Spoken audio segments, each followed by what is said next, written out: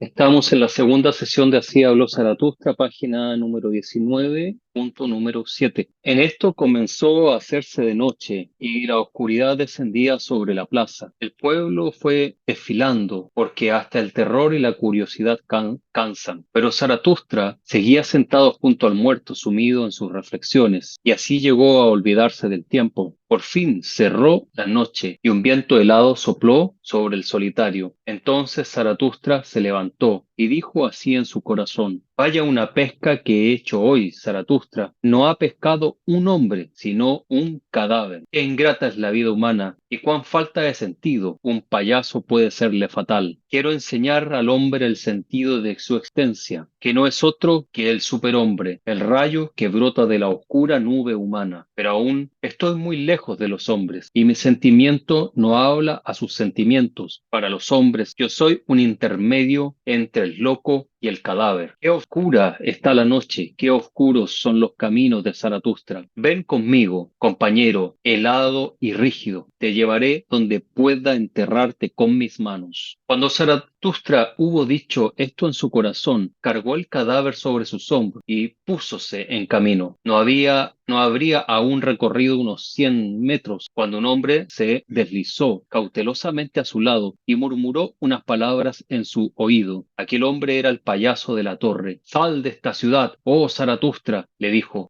Hay aquí muchos que te odian los buenos y los justos, porque dicen que eres su enemigo y los desprecias. Te odian los creyentes de la verdadera fe y te llaman el peligro de las multitudes. Tu suerte fue que te tomaron a risa y verdaderamente hablabas como un payaso. Tu suerte fue que te solidarizaste con ese perro muerto. Al rebajarte de ese modo, te has salvado por hoy. Pero sal de la ciudad o mañana tendré que saltar sobre ti. Un vivo saltará sobre un muerto. Y al decir esto desapareció. Pero Zaratustra continuó su caminata por las oscuras callejas. A las puertas de la ciudad encontró a los enterradores. ¿Para qué? Que para reconocerle aproximaron a su cara las antorchas. Conocieron entonces a Zaratustra y bromearon a costa de él. Zaratustra se llevó el perro muerto. ¡Bravo! Zaratustra se ha hecho enterrador. Que entierra al perro, que nuestras manos están demasiado limpias para ese guisado. ¿Es que quiere Zaratustra robarle ese manjar al diablo? Sea enhorabuena y que le aproveche, pero el diablo es mejor ladrón que Zaratustra. Los robará a los dos, se los comerá a los dos. Y se reían, mirándose los unos a los otros y acercando sus cabezas. Zaratustra no contestó una palabra y siguió su camino. Al cabo de 2 horas atravesó un bosque y unas ciénagas, y habiendo oído aullar a los hambrientos lobos, él también sintió hambre. Así llegó a una casa solitaria, en cuya ventana ardía una luz. El hambre se apodera de mí como un bandido, dijo Zaratustra. En medio de los bosques y de las ciénagas se ha apoderado de mí el hambre, y en la noche oscura, qué caprichos más raros tiene mi hambre. A menudo no la siento sino después de haber cenado, y hoy no me ha atormentado en todo el día. ¿Dónde habrá volado? Entonces llamó Zaratustra a la puerta de aquella casa. Apareció un viejo que, con una luz en la mano, dijo: ¿Quién llega a mí y a mi mal sueño? Un vivo y un muerto, dijo Zaratustra. Dame de comer y de beber. Me olvidé de hacerlo durante el día. El que da de comer al hambriento hace bien por su alma, dice el proverbio. El viejo volvió a entrar en la casa, pero pronto volvió y ofreció a Zaratustra pan y vino. Mal paraje en este para los hambrientos. Por eso vivo yo aquí. A mí vienen los animales y los hombres, el anacoreta, pero da también de comer a tu compañero, que por las trazas está más cansado que tú. Zaratustra respondió: Mi compañero está muerto. Trabajo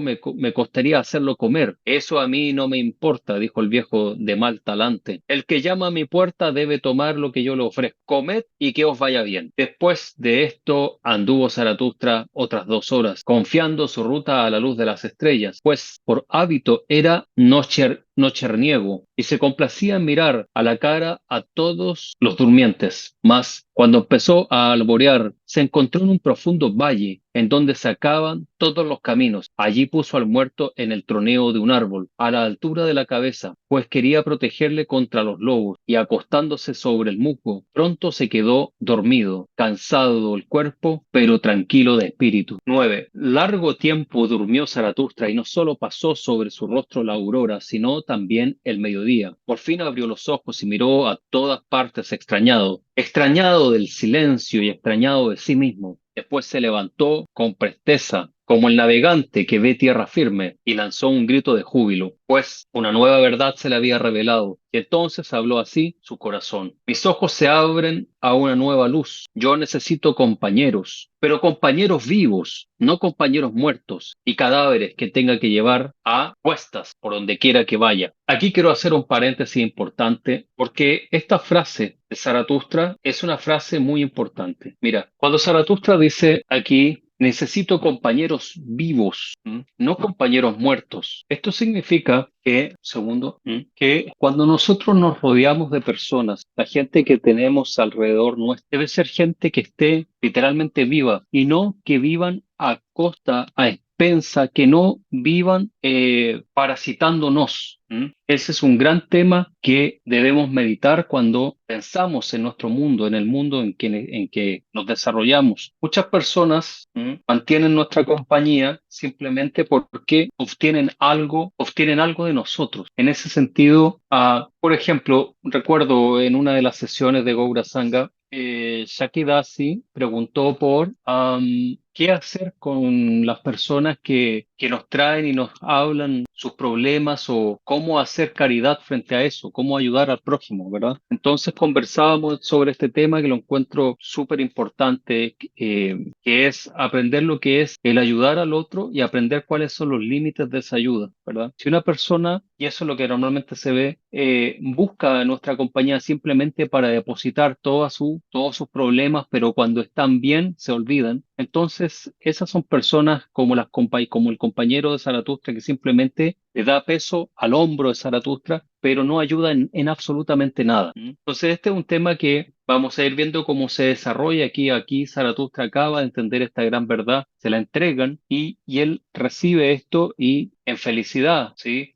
Se abre a esta nueva verdad que se le está manifestando. Necesito compañeros vivos que me sigan porque se siguen a sí mismos y vayan donde yo voy. Esto habla sobre nuestro sangha, ¿verdad? Sobre nuestra asociación, con quiénes estamos, con quiénes nos rodeamos y cuál es la importancia que estas personas tienen.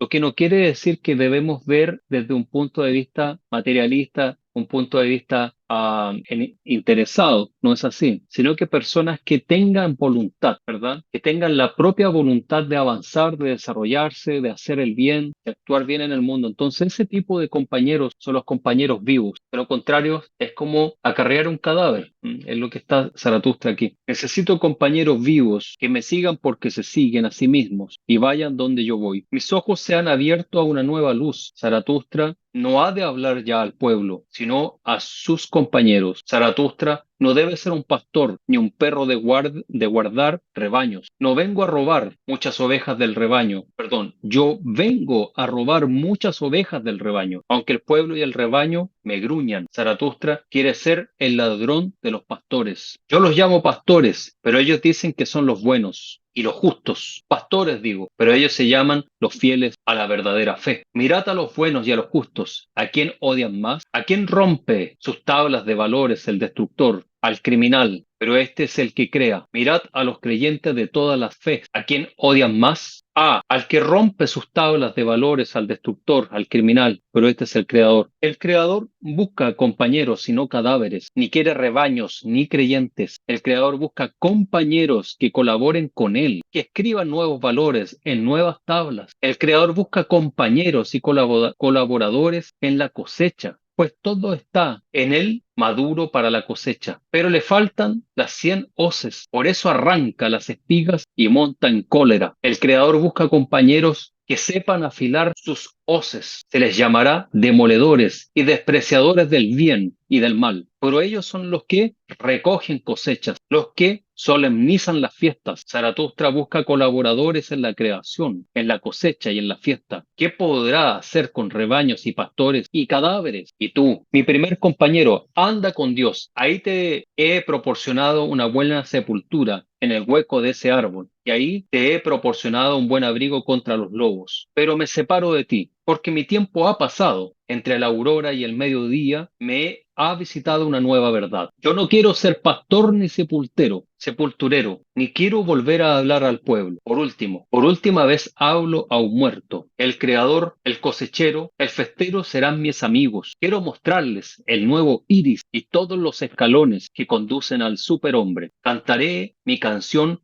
a los solitarios y a los solitarios de dos en compañía, y al que tenga todavía oídos para escuchar lo que nunca se oyó, a ese le abrumaré el corazón con mi dicha. Yo voy a mi objetivo y sigo mi propia ruta, saltaré por encima de los indecisos y los rezagados. Sea pues mi marcha su perdición. 10. Así habló Zaratustra a su corazón cuando el sol estuvo en la mitad de su carrera. Entonces sondeó las alturas con la mirada y al punto oyó el agudo llamamiento de un ave y miró. Un águila describía vastos círculos en el aire y de ella colgaba una serpiente, no a modo de botín o de presa, sino como amiga, pues la tenía enrollada en el cuello. Esos serán mis animales, dijo Zaratustra, y se regocijó en su corazón. El animal más orgulloso bajo el sol y el más prudente animal bajo el sol han salido de exploradores. ¿Quieren ver si Zaratustra vive aún? ¿Y en verdad vivo yo todavía? Más peligroso es vivir entre hombres que entre animales. Zaratustra recorre caminos peligrosos. Que mis animales me sirvan de guía. Al decir esto, Zaratustra recordaba las palabras del santo en el bosque. Lanzó un suspiro y así habló a su corazón. Dios me dé astucia. Dios me haga tan profundamente astuto como la serpiente, pero pido imposibles. Pediré a mi orgullo que siempre camine de acuerdo con mi prudencia, y si acaso me abandona la prudencia, ay, le gusta volar, que mi orgullo vuele con mi locura. Así empezó la perdición de Zaratustra. Los discursos de Zaratustra, de las tres transformaciones. Os voy a hablar de las tres transformaciones del espíritu, de cómo el espíritu se transforma en camello, el camello en león, el león finalmente en un niño. El espíritu poseído de reverencia, el espíritu fuerte y sufrido, soporta muchas cargas. Su fortaleza quiere que se le cargue con los más formidables pesos. ¿Qué es pesado? Pregunta el espíritu sufrido y se arrodilla como el camello y espera a que le carguen. ¿Qué es lo más pesado, héroes? Así pregunta el espíritu sufrido para tomar sobre sí y alegrarse de su fortaleza. Lo más pesado no es arrodillarse para humillar la soberbia, hacer que la locura resplandezca para burlarse de la sabiduría, o acaso separarse de los suyos en el momento que consiguen la victoria, subir a la montaña para tentar al tentador, o acaso alimentarse de las bellotas y de las hierbas del conocimiento y sufrir hambre por amor a la verdad, o acaso estar enfermo y despedir al que nos consuela para ligar la amistad con los sordos que nunca oyen lo que uno quiere, o acaso sumergirse en el agua sucia cuando es el agua de la verdad y confraternizar con las ranas y los sapos, o acaso amar a los que nos desprecian y extender la mano a los espectros que nos quieren asustar. Todas estas cargas pesadísimas toma sobre sí el espíritu sufrido, semejante al camello que va cargado al desierto, es decir, que marcha hacia su desierto. Pero la segunda transformación se opera en lo más solitario del desierto. El espíritu se convierte en león y quiere forjarse su libertad y ser el amo de su propio desierto.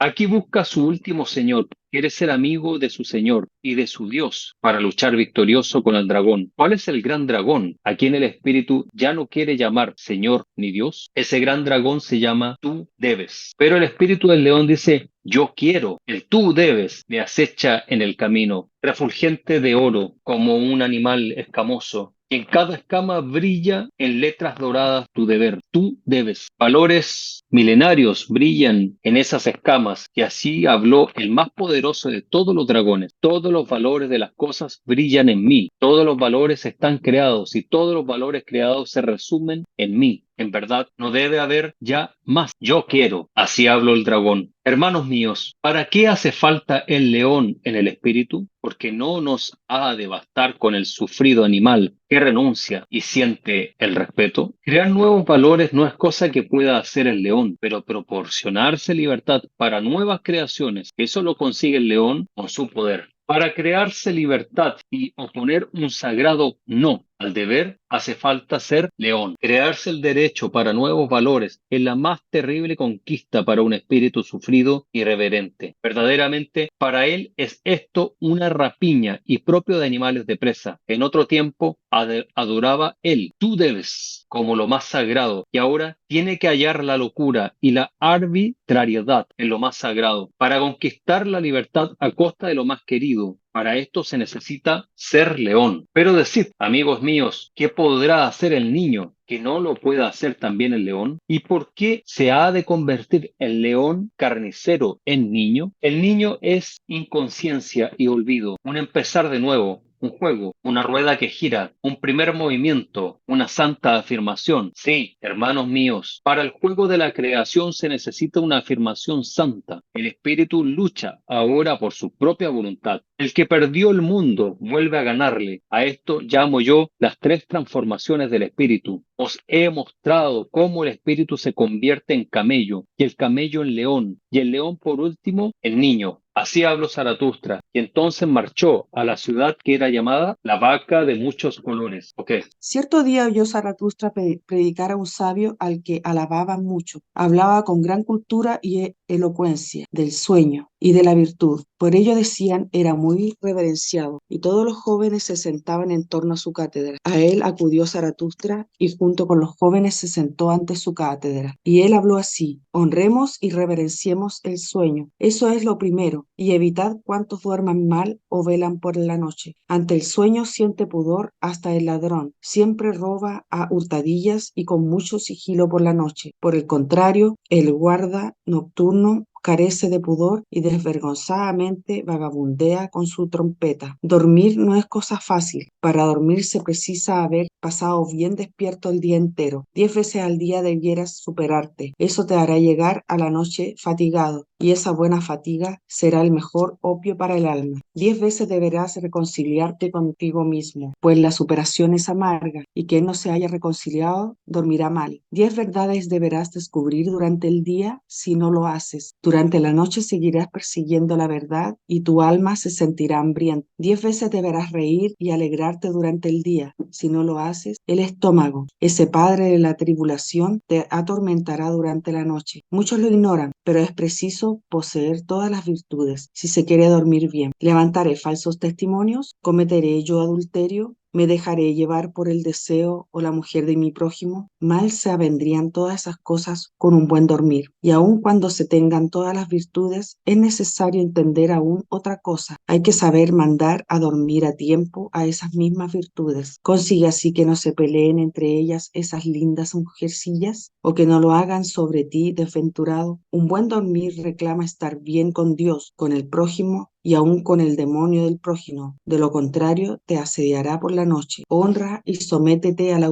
autoridad, incluso si cojea y no marcha derecha. Así lo requiere el buen dormir. ¿Acaso tengo yo la culpa de que la autoridad ande cojeando? El mejor pastor es, en mi opinión, el que procura a sus ovejas los prados más verdes. Ese tal dormirá bien. No deseo muchos honores ni grandes riquezas. Todo eso inflama el hígado. Mas no se duerme bien sin un buen nombre y un pequeño tesoro. Prefiero compañía escasa a mala, pero que se acerque o se aleje con oportunidad. Así conviene al buen dormir. Muchos me complacen también los pobres de espíritu, hacen conciliar el sueño. Bienaventurados son, especialmente si no se los contradice. Así se desliza el día para el virtuoso, y cuando llega la noche me guardo muy bien de llamar al sueño, el dormir, ese sueño que es Señor de las virtudes, no quiere que se le llame. Medito sobre mis acciones y mis pensamientos del día. Rumiando tales recuerdos, me interrogo con la paciencia propia de una vaca. ¿Cuáles han sido sus 10 superaciones? ¿Y cuáles tus 10 reconciliaciones y tus 10 verdades? ¿Y esas 10 carcajadas tuyas con las que se holgó tu corazón? Reflexiono sobre todo eso y me mecido por 40 pensamientos diversos. Ese sueño al que no he invocado, el Señor de las virtudes,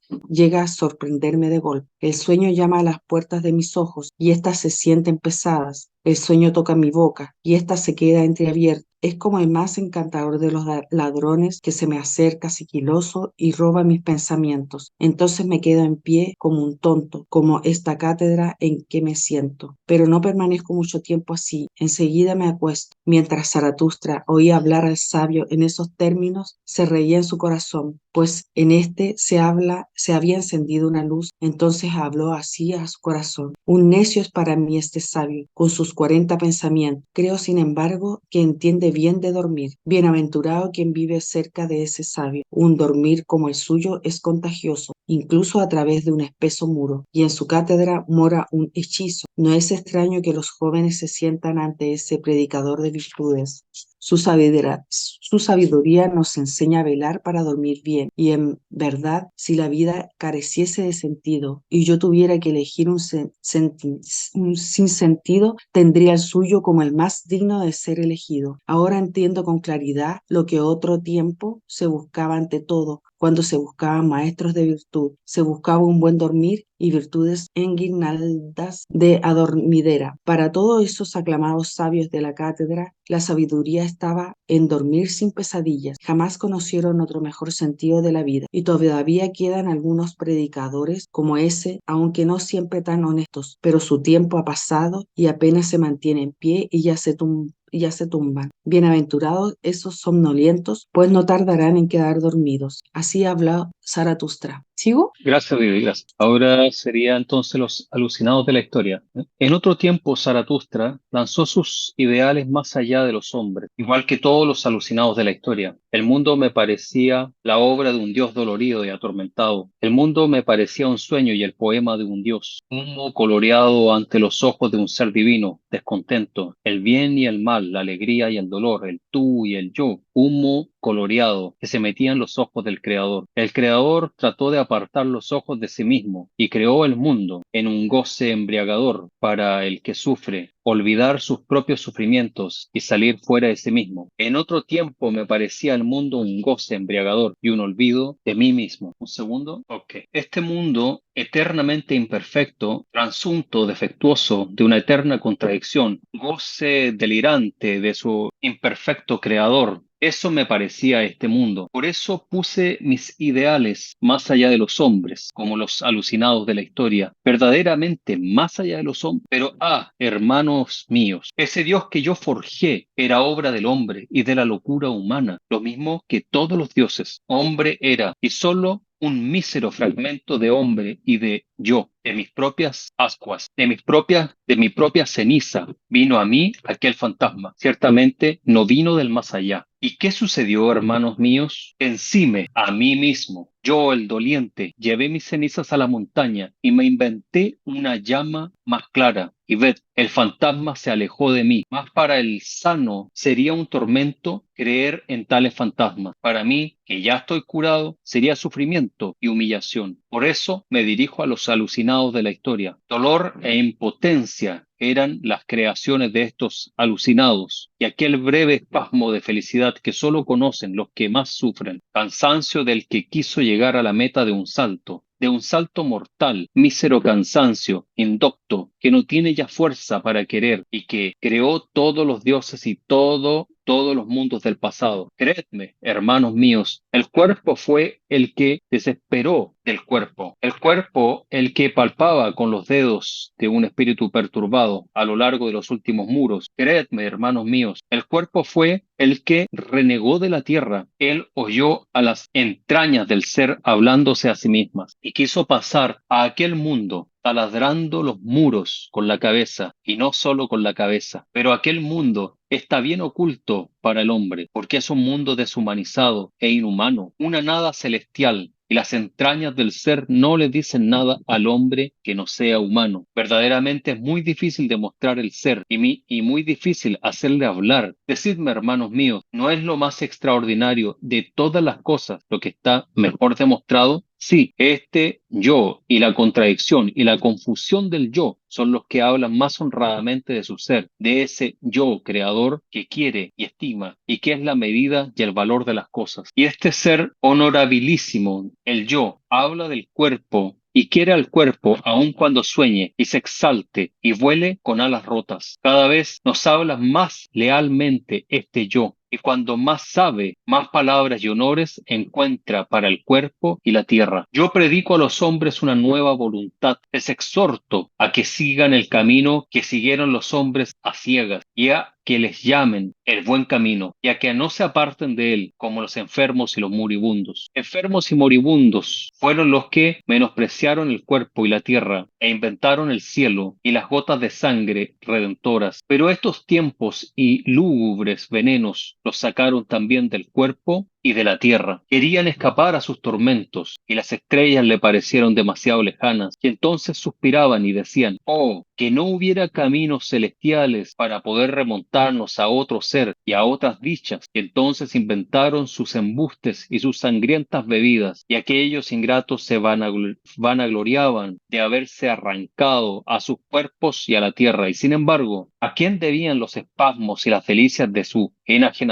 Al cuerpo y a la tierra. Suave es la voz de Zaratustra para los enfermos. En verdad, no se encoleriza por su ingratitud y su manera de consolarse. Ojalá puedan curarse y vencerse ellos mismos y crearse otro cuerpo mejor. Tampoco se enfurece Zaratustra con el convaleciente cuando éste mira con ternura sus ilusiones y vaga por la noche en torno al sepulcro de su Dios, pero en sus lágrimas no ve más que enfermedades y un cuerpo enfermo. Entre los que sueñan y buscan a Dios hubo siempre muchos enfermos. Detestan furiosamente al que ama el conocimiento y a la más joven de todas las virtudes, la honradez. Siempre miran atrás a los tiempos oscuros. Entonces la locura y la fe eran ciertamente otra cosa. Exaltar la razón era creerse semejante a Dios y la duda era un pecado. Demasiado conozco a estos semejantes a Dios. Quieren que se crea en ellos y que la duda sea un pecado. Demasiado sé lo que ellos creen en realidad. No creen en mundos pretéritos ni en gotas de sangre. Creen en el cuerpo, también ellos más que nadie. Y su propio cuerpo es para ellos la cosa en sí. Pero es para ellos una cosa enfermiza y de buena gana. Escaparían de sus pies. Por eso escuchan a los predicadores de la muerte y predican el pasado. Escuchadme a mí, hermanos. Escuchad la voz del cuerpo sano, que es una voz más pura y más honrada. El cuerpo sano habla más pura y lealmente. El cuerpo perfecto y cuadrado, y habla del sentido de la tierra. Así habló Zaratustra. De los despreciadores del cuerpo. Bueno, un paréntesis aquí. Comentemos un poco sobre el punto anterior. Cuando está hablando de los predicadores, está hablando de la fe, de las creencias, está hablando sobre todo esto, tenemos que llevarlo a un tiempo-espacio en el cual Nietzsche está escribiendo. Si bien está hablando de un personaje, Zaratustra, anterior a él, pero Nietzsche está hablando todo como si él encarnara a Zaratustra en cierta forma, como que esto fuera su filosofía, su punto máximo filosófico y entendimiento de la realidad, lo está estableciendo como la palabra de Zaratustra. ¿Se entiende? Está ocupando un nombre, una tercera persona para explicarse a sí mismo. Entonces, esta visión que habla sobre los despreciadores de la vida, entonces tiene mucho que ver con lo que pasaba en Europa, tiempos medievales, por ejemplo, todo lo que sucedió ahí y todo lo que esa línea de cristianismo ortodoxo, católico, desarrolló en Europa. Entonces, es algo muy, muy cierto. Ahora, también dice ciertas cosas como esos despreciadores de todo, al final, sí, el único punto que tienen es su propio cuerpo, su propio yo, su propio ego, su propia complacencia, la cual al mismo tiempo la desprecian. ¿Se entiende? ¿Cómo desprecian ellos mismos? Es un tema crudo de analizar, es crudo de analizarlo, o más bien es crudo de hablarlo, de la lengua hacia afuera. Pero bueno, por dar ejemplo, los jesuitas, y sé que hay otras órdenes, hay musulmanes que hacen lo mismo, tienen un ritual de autoflagelarse, ¿m? Y se flagelan por sus pecados. ¿M? Se supone que cuando uno acepta al maestro espiritual, esa vida anterior es pasado, no podemos hacer nada con eso, está perdonada por Dios y de ahí en adelante uno comienza su propia vida, ¿verdad? Entonces, flagelarse por los pecados de qué es la pregunta que se abre aquí. Si aceptaste a Dios, si aceptaste la vida espiritual, si aceptaste al Maestro Jesús como tu Maestro, entonces, y Él muere por tus pecados, entonces te ha dado una nueva vida, ¿de qué pecados estás flagelándote? ¿Cuál es la mancha que existe en el corazón todavía? Son los actos impuros que estos sacerdotes, monjes realizan y que luego se sienten pecadores, sucios, etcétera, y se flagelan y escupen sobre sí mismos. ¿Mm? De esto se está hablando aquí. Y esto no solamente se ve en el caso de espiritualistas, pero se ve en el caso de, por ejemplo, de las personas comunes y corrientes de la vida, ¿no? Un hombre es infiel y aunque a nivel físico siente placer, a nivel mental y a nivel emocional siente displacer, siente culpa, y debido a esa culpa es que él paga de otra forma esas culpas. O una mujer, por ejemplo, una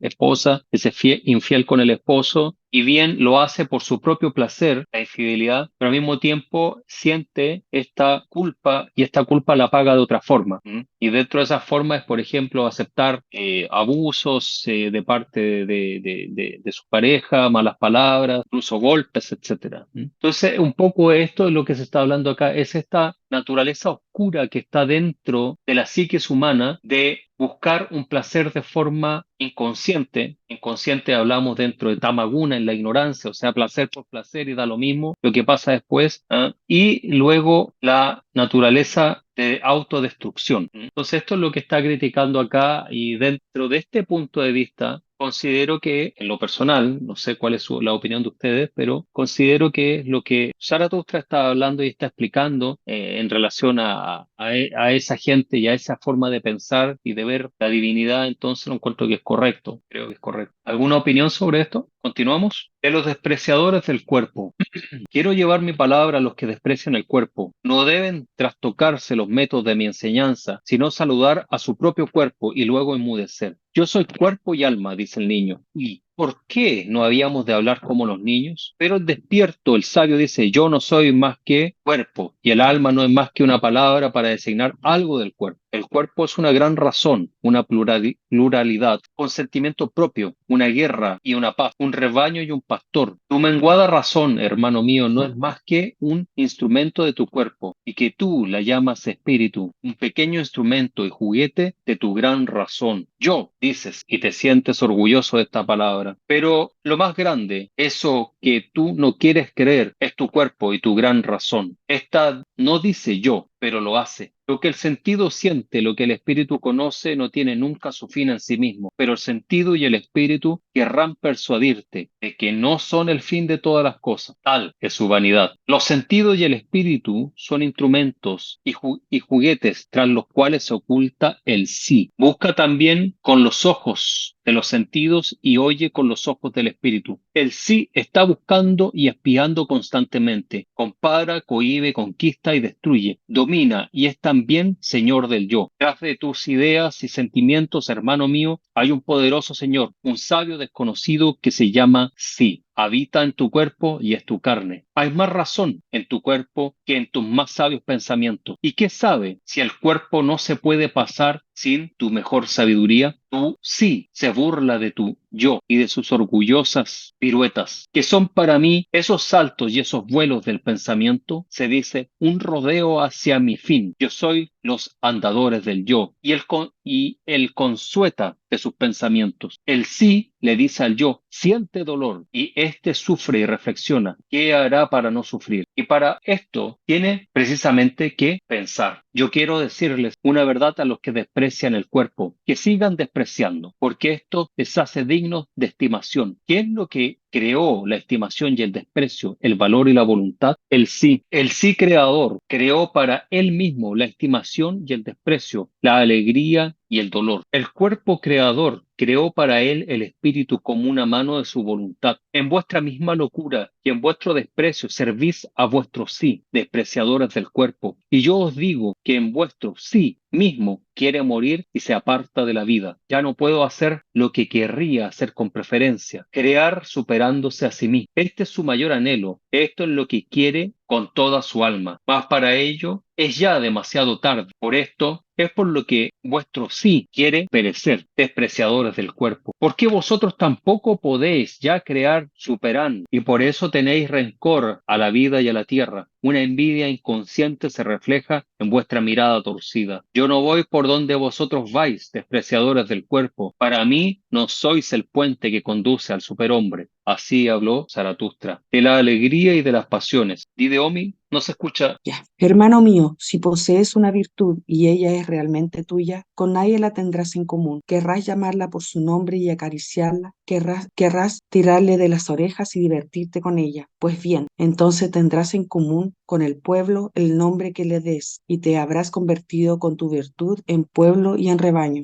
Obrarás mejor si dices algo inefable, y sin nombre es el tormento de mi espíritu, la dulzura de mi alma, el hambre que roe mis extrañas. Ojalá tu virtud sea tan alta que no consienta la familiaridad de los nombres. Si tienes que hablar sobre ella, no te avergüences al tartamudear. Cuando hables, balbuceas así. Mi bien es cuando yo amo y cuando me satisface por completo. Solamente así es como yo quiero el bien. No lo quiero como mandamiento de Dios, ni tampoco como ley o forzosidad humana. Jamás he querido que fuera una guía o estrella hacia supertierras o paraísos. La que yo amo es la virtud terrestre, harto distinta, por cierto, de la inteligencia y hasta el sentido común. Tal pájaro ha construido su nido dentro de mí, por ello lo amo y lo abrazo. Ahora está incubando dentro de mí sus huevos de oro. Así es como debes balbucear alabando la virtud. En otros tiempos tenía pasiones y las llamabas males, pero ahora no posees sino tus virtudes, las nacidas de tus pasiones. Tales pasiones se empaparon de tus más altos fines dentro de tu corazón y se convirtieron en virtudes y en alegría, aunque cuando fueses el peor de la raza de los iracundos o de los concupiscentes o de los fanáticos de la fe o de los vengativos, todas tus pasiones acabarán cambiándose en virtudes y tus demonios en ángeles. Antaño guardabas canes furiosos en tu bodega, pero hogaño al fin se han mudado en aves y en dulces cantoras. Con tus venenos elaboraste tu bálsamo, ordeñaste a la vaca aflicción y ahora bebes la dulce leche de sus ubres. De ti no puede ya brotar nada malo, a no ser el dolor que brota de la pugna entre las virtudes. Si eres dichoso, hermano mío, posees una virtud y nada más que una, con ella pasarás el puente con más ligereza. Es una distinción poseer múltiples virtudes, pero es también un triste destino. Muchos se retiraron al desierto y se mataron por estar fatigados de ser la batalla y el campo de batalla de sus virtudes. ¿Serán malas, hermano mío, las guerras y las batallas? En todo caso, serán malos necesarios. También son necesarias entre tus virtudes la envidia, la desconfianza y la calumnia. Mira cómo cada una de tus virtudes aspira a lo sublime e intenta monopolizar el espíritu para que se convierta en su heraldo, y también toda la fuerza de tu ira, de tu odio y de tu amor. Cada virtud está celosa de los restantes, y son cosas horribles los celos. También las virtudes pueden morir de celos. Aquel a quien rodea las llamaradas de los celos acabará volviendo su aguijón contra sí mismo, como hace el alacrán. Hermano mío, ¿has visto alguna vez cómo una virtud llega a calumniarse y destruirse a sí misma? El hombre es algo que debe ser superado, y por eso tienes que amar tus virtudes, pues por ellas perecerás. Así habló Zaratustra. ¿Sigo? Gracias, Dede. Ya.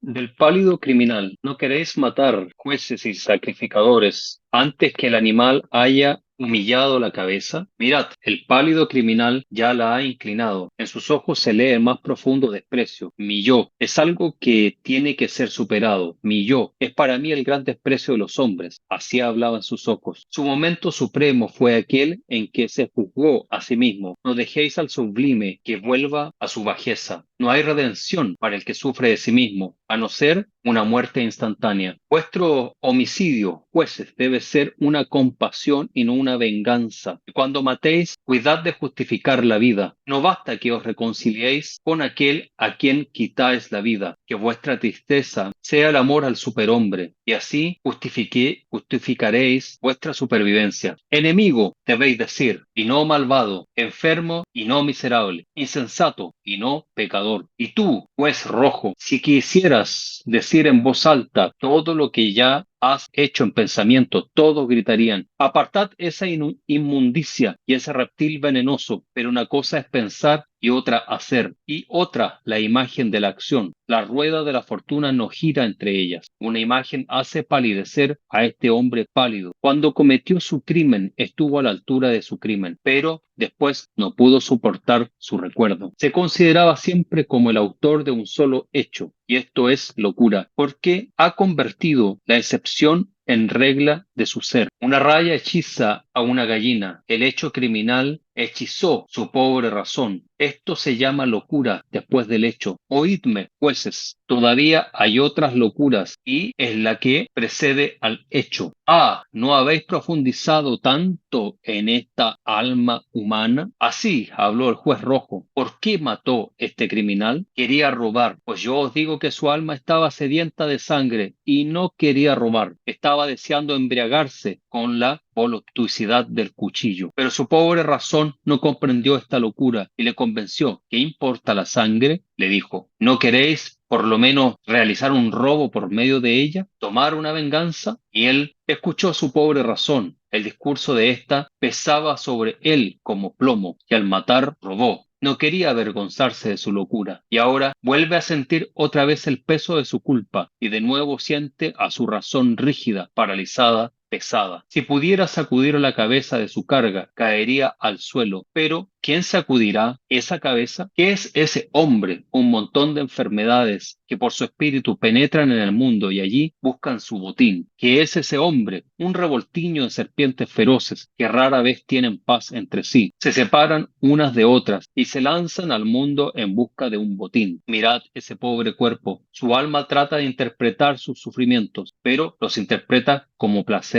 homicida y codicia por el placer del cuchillo. Él ahora está enfermo, se siente sorprendido por el mal presente, quiere hacer sufrir con los males que él mismo sufre. Pero hubo otros tiempos y otros males y otros bienes. Hubo otros tiempos en que la duda y la ambición eran males. Entonces el enfermo era un hereje y un brujo, y como hereje y brujo sufría y quería hacer sufrir. Pero todo esto no quiere entrar en vuestros oídos. Es perjudicial a vuestro bien, me decís. ¿Y qué me importa a mí vuestro bien? Muchos de vuestros bienes me dan asco, y no, por cierto, vuestro mal. Yo quisiera que tuvierais una quimera que nos diese la muerte como ese pálido criminal. Verdaderamente, yo quisiera que vuestra quimera se llamase verdad o fidelidad o justicia, pero tenéis vuestra virtud que prolongará vuestra vida en un estado de deplorable poltronería. Soy un pretil a orillas del río, que me coja el que pueda cogerme, pero no soy vuestra muleta. Así habló Zaratustra. ¡Uf!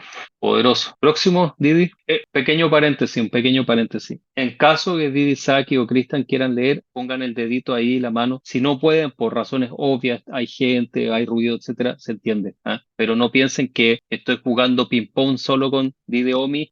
¿Ah? Y que lo estoy dejando afuera. ¿Ok? Que cualquier cosa ponen el dedito ahí y pueden leer uno de los números. ¿Ok? Ver, leer y escribir. Entre todo, cuando se escribe, yo amo solo aquello que alguien escribe con su sangre. Escribe tú con sangre y comprenderás que la sangre es espíritu. No es tarea fácil el comprender la sangre ajena. Yo odio a los ociosos que leen. ¿Quién conoce? Perdón, ¿sigo? No, nada, me estoy riendo, sí. Quien conoce a su lector no hace ya nada por su lector. Un siglo más de lectores conocidos y hasta el espíritu olerá mal. Y el que todo el mundo tenga derecho a aprender, a leer, corrompe a la larga no solo el escribir, sino hasta el mismo pensar. En otro tiempo el espíritu era Dios, luego se hizo hombre y ahora se convierte incluso en plebe. Quien escribe sus sentencias con sangre, ese no quiere ser leído, sino más bien aprendido de memoria. En las montañas el camino más corto es el que va de cumbre a cumbre, pero para recorrerlo hay que tener piernas largas. Nuestras sentencias deben ser cumbres y aquellos a quienes se dirigen hombres altos y robustos, aire puro y ligero, peligros cercanos y el espíritu lleno de una alegre maldad.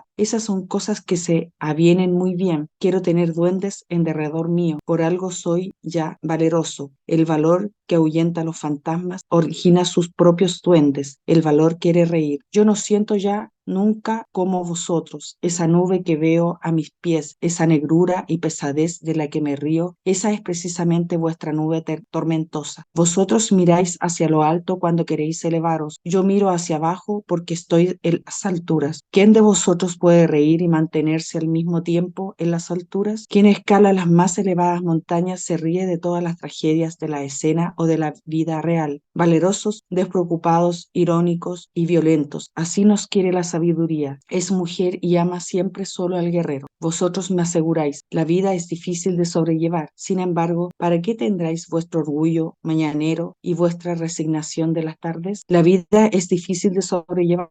No os pongáis tan tiernos. Todos nosotros somos borricos, guapos y robustos. ¿Acaso tenemos algo en común con los capullos de la rosa que tiembla por sentir sobre sus pétalas una gota de rocío? Es verdad, amamos la vida, no porque estemos habituados a vivir, sino porque estamos habituados a amar. En el amor hay siempre algo de locura, mas también hay siempre en la locura algo de razón. Y también yo, que estoy bien avenido en la vida, estimo que quienes más saben de felicidad son las mariposas y las burbujas de jabón y todo cuando ella se parece entre los hombres. Ver cómo revolotean esas almitas ligeras, locas, encantadoras, volubles, eso arranca a Zaratustra lágrimas y canciones. Yo solo creería en un Dios que supiera bailar. Eso es lo que decías tú la otra vez. Cuando vi a mi demonio, lo hallé serio y grave, profundo y solemne. Era el espíritu de la pesadez. Por él caen todas las cosas. No se mata con la ira, sino con la risa. Matemos, pues, al espíritu de la pesadez. Aprendí a caminar y desde entonces corro. Aprendí a volar y desde entonces no tolero que me empujen para pasar de un sitio a otro. Ahora soy ligero, ahora vuelo, ahora me veo a mí mismo por debajo de mí. Ahora un Dios baila en mí. Así habló Zaratustra. Ya, hijo, encontramos el verso. Sí, Solo hay que creería bailar. en un Dios que supiera bailar. Qué bello. Lo voy a marcar. Sí, yo también lo estoy marcando acá. Sin querer, estás hablando de alguien que ya sabemos quién es. Sin querer, exactamente. Sin querer está hablando de Shiva Gauranga Mahaprabhu, de Krishna, el dios del baile, de la alegría, de la felicidad. Bellísimo. De hecho. Continúo entonces. El árbol en la montaña. Zaratustra vio que un joven huía de él y cuando una tarde iba solo por la montaña que rodea la ciudad y que es denominada la vaca de muchos colores, se encontró en el camino a aquel joven que estaba sentado en el suelo y recostado en un árbol, mirando con aire cansado el valle que a sus pies se extendía. Zaratustra se abrazó al árbol contra el cual se recostaba el joven y dijo así: si quisiera sacudir este árbol con mis manos, no lo conseguiría, pero el viento invisible les andea a gusto. A nosotros también nos agita y se embrean manos invisibles. Entonces levantóse asombrado el joven diciendo: oigo la voz de Zaratustra, cuando precisamente estaba pensando en él. Zaratustra repuso: ¿por qué te asustas de eso? Con los hombres sucede como con los árboles. Cuanto más quieren elevarse, cuanto más claridad ambicionan, más profundamente hunden sus raíces en la tierra, en la oscuridad, en la profundidad, en el mal. Cierto, en el mal, exclamó el joven. ¿Cómo es posible que sepas lo que pasa en mi alma? Zaratustra sonrió y dijo: hay almas que no se descubren nunca, a no ser que se hayan inventado. Ciertamente, en el mal, volvió a decir el muchacho. Has dicho la verdad, Zaratustra. Ya no creo en mí desde que soy ambicioso y nadie cree ya en mí. ¿Cómo se explica esto? Me transformo demasiado deprisa. Mi hoy contradice mi ayer. Salto a veces los escalones cuando subo y esto los escalones no me lo perdonan. Cuando estoy arriba siempre me encuentro solo. Nadie habla conmigo y el frío de la soledad me hace temblar. ¿Qué es lo que busco en las alturas? ¿Cómo me avergüenzo de mi subida y de los tropezones que doy? ¿Cómo me burlo de mi respiración jadeante cuando odio a los que vuelan? Qué cansado estoy arriba. Aquí enmudeció el joven, y Zaratustra, contemplando el árbol junto al cual estaba, dijo así: este árbol está solitario aquí, en la montaña, cuando se eleva por encima de los hombres y de los animales, y si quisiera hablar, nadie le oiría. Tanto es lo que ha crecido. Ahora espera, espera. ¿Qué es lo que espera? Está demasiado cerca de las nubes. ¿Esperará el primer rayo? Al oír estas palabras de Zaratustra, exclamó vivamente el joven: Sí, Zaratustra, es verdad lo que dices. Mi ambición de subir acarreó mi caída, y tú eres el rayo que me esperaba. Mírame y dime, ¿quién soy desde que has aparecido entre nosotros? La envidia que has hecho nacer en mí me ha matado. Así habló el joven y lloró amargamente. Zaratustra le abrazó por la cintura y se lo llevó consigo. Y cuando hubieron andado un corto trecho, Zaratustra volvió a tomar la palabra y le dijo: Me desgarras el corazón. Mejor que tus palabras me dicen tus ojos el peligro que te amenaza. No eres libre todavía. Todavía buscas la libertad. El exceso de vigilia te ha hecho noctámbulo. Quieres llegar a las alturas libre y tu alma tiene sed de estrellas, pero también tus malos instintos buscan la libertad. Tus perros salvajes quieren libertad y ladran de alegría en su cárcel, cuando tu espíritu trata de abrir todas las cárceles. Para mí, eres todavía un prisionero que sueña con la libertad. El alma de los presos sabe ser prudente, pero se vuelve astuta y mala. El que libertó su espíritu necesita luego purificarse. Es preciso que hasta sus ojos se purifiquen, porque todavía conserva el olor de cárcel y de podredumbre. Sí, yo conozco tu peligro, pero te conjuro en mi amor y mi esperanza. No te despojes de tu amor ni de tu esperanza. Todavía te sientes noble, todavía te creen todos noble, los que no te quieren bien y te envidian. Has de saber que todos encuentran en su camino a alguno que es noble. Hasta los buenos encuentran un noble en su camino, y aunque le llamen bueno, quieren echarle fuera del camino. El noble quiere crear algo nuevo, quiere crear virtudes nuevas. El bueno quiere lo antiguo y que se conserve lo antiguo. Pero el peligro que amenaza al hombre noble no es volverse bueno, sino hacerse insolente, burlón y demoledor. Ay, también he conocido a los hombres nobles que habían perdido sus más altas esperanzas y entonces calumniaban a todas las demás esperanzas elevadas. Desde entonces viven encogidos de voluntad, sin poder proponerse a nada. El espíritu es también voluptuosidad, decían, y entonces rompieron las alas de su espíritu. Y ahora éste se arrastra por el suelo y se ensucia con los remordimientos. En otro tiempo soñaban con ser héroes y se han quedado en libertinos. Les amarga y les aflige la idea del héroe, pero yo te conjuro en mi amor y en mi esperanza: no arrojes al héroe de tu alma, santifica tu más alta esperanza. Así habló Zaratustra. ¿Comi? De los predicadores de la muerte. Existen predicadores de la muerte y la tierra está llena de individuos a quienes hay que predicarles que se alejen de la vida. Repleta está la tierra de agentes que sobran, corrompida está la vida por los superfluos. Bueno será que alguien los saque de esta vida con el señuelo de la vida eterna. Amarillos, así se llama a los predicadores de la muerte, o negros, mas yo quiero presentároslo todavía con otros colores. Están ahí los terribles que llevan dentro de sí el animal de presa y solo pueden elegir concupiscencias o mortificación, e incluso sus placeres son mortificaciones. Tales abominables engendros ni a hombres siquiera han llegado. Ojalá prediquen el abandono de la vida y ellos mismos se marchen a la otra. Ahí están los tísicos de alma. Apenas han nacido y ya comienzan a morir y sueñan con doctrinas de cansancio y de renunciación. Desearían estar muertos y nosotros deberíamos respaldar su voluntad. Guardaos de resucitar a esos muertos y de violentar esos féretros que andan. Cuando les sale al paso un anciano, un enfermo o un cadáver, se apresuran a proclamar: la vida está refutada, pero los refutados son ellos y sus ojos, que no saben ver sino un solo aspecto de la existencia. Inmersos en densa melancolía y buscando con avidez accidentes diminutos que ocasionan la muerte, aguardan siempre con los dientes apretados. Otras veces extienden la mano hacia las golosinas, mofándose ellos mismos de tal niñería. Prenden de esa caña de paja que es su vida y se burlan de seguir todavía pendientes de ella. Su sapiencia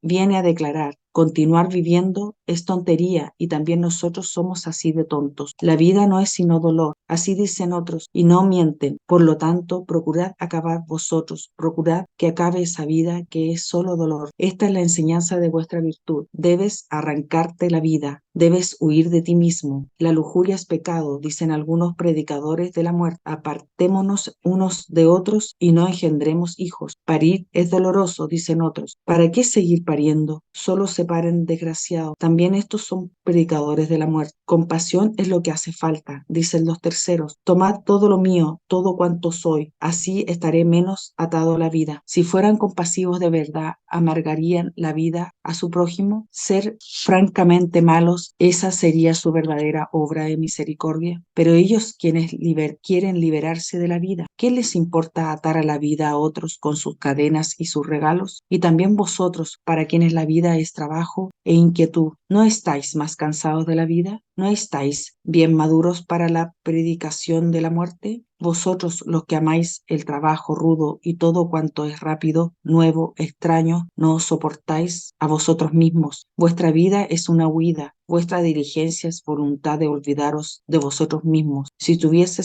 tuvieseis más fe en la vida, no pensarais tanto en el momento presente, pero no tenéis bastante contenido para la espera, ni siquiera para la pereza. La voz de los predicadores de la muerte resuena por todas partes. Es que la tierra está repleta de seres y quienes hay que predicar la muerte. Oh, la vida eterna, para mí es lo mismo, con tal de que se marchen pronto. Así habló Zaratustra. Buenísimo. Claro, hay que ser consecuente con lo que se predica, con lo que se piensa, ¿verdad? Ese es un punto interesante en esta parte del texto. Esos que predican la pobreza y la humildad deberían comenzar por ellos mismos, ¿verdad? Y Es que no por los feligreses. para de que predicar uno tiene que hacerlo con su propio ejemplo. ¿Cómo vaya a predicar algo que tú no lo haces? Es como súper ser falso. Exactamente, es un doble discurso. Es como en la Exacto. Y política, aquí ¿no? abundan Dicen mucho una de eso. cosa y actúan diferente. Ese es el Kali problema. Yuga. Y eso es Kali Yuga, eso justamente son los apóstoles de Kali Yuga, los que hablan y llevan la filosofía y la fe de esa forma. Y nuevamente en estos puntos encuentro que Zaratustra tiene la misma razón, tiene Mm. razón absoluta en lo que está diciendo aquí. Bueno, como Zaratustra es un filósofo o es un escritor filosófico, hay ciertos puntos que seguramente vamos a sentir más cercanos que otros. No lo que es Zaratustra, hablando en términos Gaudilla, no es Brahmana, ¿ok?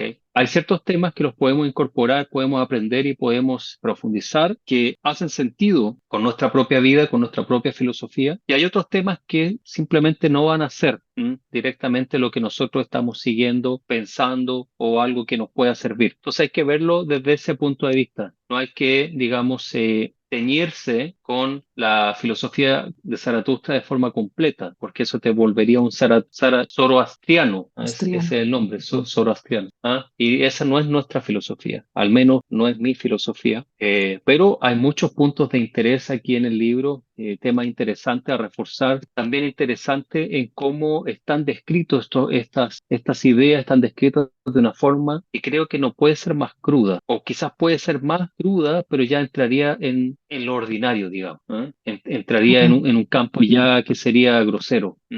Creo que tiene un buen equilibrio entre ser extremadamente directo y sigue siendo inteligente. Bueno, por algo es dicho, la obra top de Friedrich Nietzsche. ¿Alguna pregunta sobre esto? ¿Algún comentario sobre lo que estudiamos el día de hoy?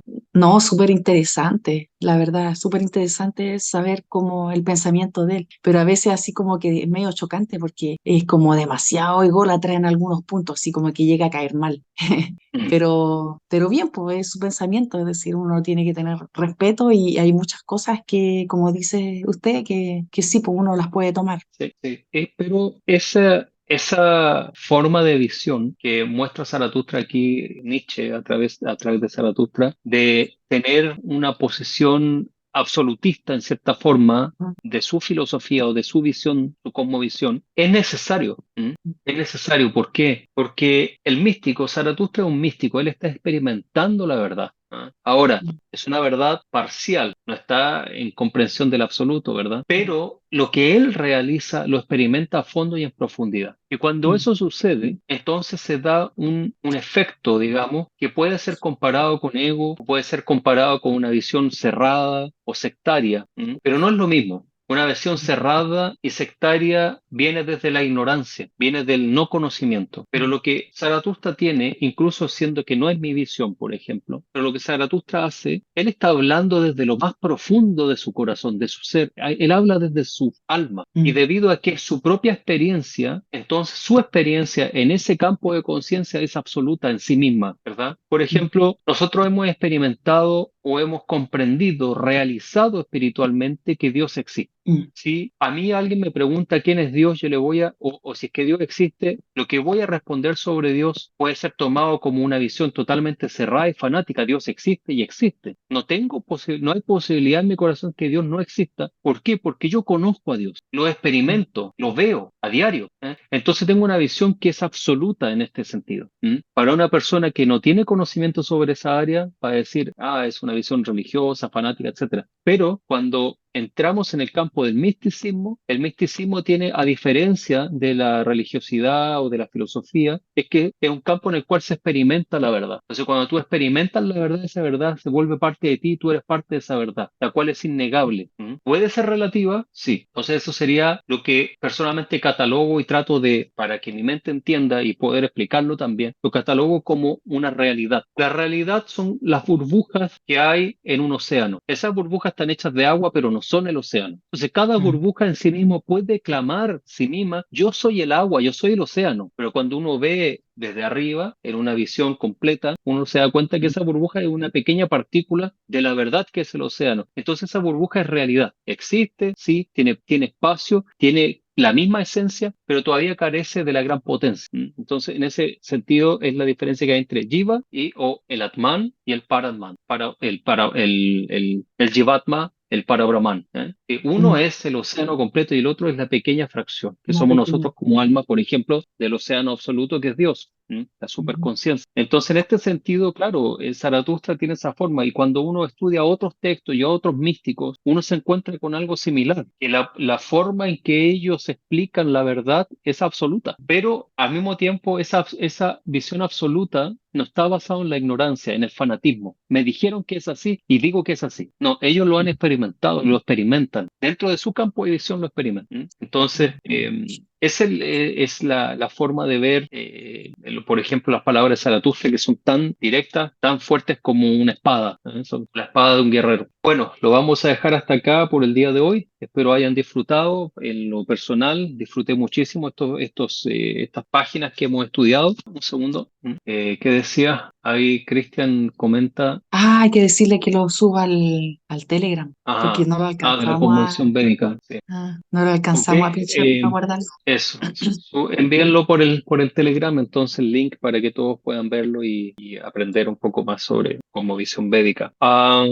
Bueno, lo que decía, he disfrutado bastante estas páginas que leímos, la filosofía afilada como una espada, como un puñal, pero muy lúcida al mismo tiempo. Uno de los temas que vamos a realizar a través del estudio y que se ve en toda la obra de Nietzsche es el tema de no tener tapujos. Cuando se dice algo, se tiene que decir lo que es, sin pensar en la hipersensibilidad de terceros. O sea, lo que es verdad y tiene que ir adelante y punto. Él explica en uno de sus textos, creo que es en Humano demasiado humano, si recuerdo bien, dice que la compasión mantiene todo lo que ya debe haber perecido. Mm, Entonces, ese es el sentido. Si una persona está en ignorancia, no porque yo tengo compasión por esa persona, no le voy a decir la verdad, las cosas como son. Cuando es el momento oportuno, cuando me preguntan, por ejemplo, por qué sufro tanto, a un alcohólico no le voy a decir, mira, es que la vida es compleja, le digo, primero porque eres alcohólico.